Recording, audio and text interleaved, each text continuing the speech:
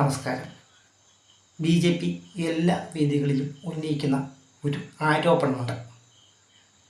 കേരളത്തിൽ LDFും UDFും എതിരാളികൾ ആണെങ്കിലും കേന്ദ്രത്തിൽ ഒന്നാണ്.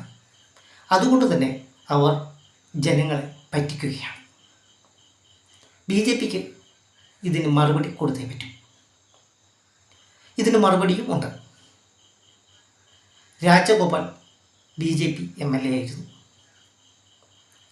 നിയമസഭയിൽ സ്പീക്കർ തെരഞ്ഞെടുപ്പ് വന്നപ്പോൾ രാജഗോപാൽ LDFിന് വോട്ട് ചെയ്തു.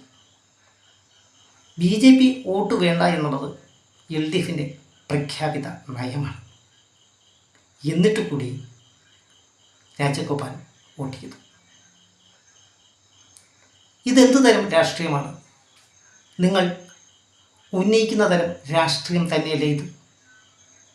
ഇതുമാത്രമല്ല, KG മാരാർ BJP നേതാവായിരുന്ന അദ്ദേഹത്തിൻ്റെ പുസ്തകത്തിൽ പറഞ്ഞിട്ടുണ്ട് കോൺഗ്രസും BJPയും തമ്മിലുള്ള ബന്ധത്തെപ്പറ്റി. അതുപോലെ തദ്ദേശ സ്വയംഭരണ സ്ഥാപനങ്ങളിൽ തിരഞ്ഞെടുക്കപ്പെട്ട BJP അംഗങ്ങൾ പലപ്പോഴും UDFിനും LDFിനും വോട്ട് ചെയ്ത് അവരുടെ പ്രസിഡന്റുമാരെ ജയിപ്പിച്ചിട്ടുണ്ട്. ഇങ്ങനെ ജയിച്ച LDF UDF പ്രസിഡന്റുമാർ രാജിവെച്ചിട്ടുണ്ട്.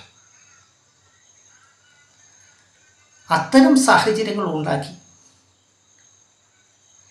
LDFിനെയും UDFിനെയും എതിർക്കുകയും ഒപ്പം അനുകൂലിക്കുകയും അവർക്ക് വോട്ടുകയും ചെയ്യുന്ന അഴകുഴമ്പൻ സമീപനങ്ങളെ BJP തന്നെയാണ് ആദ്യം തിരുത്തേണ്ടത്. എന്നിട്ട് മതി LDFിനെയും UDFിനെയും ഒക്കെ കുറ്റപ്പെടുത്താൻ.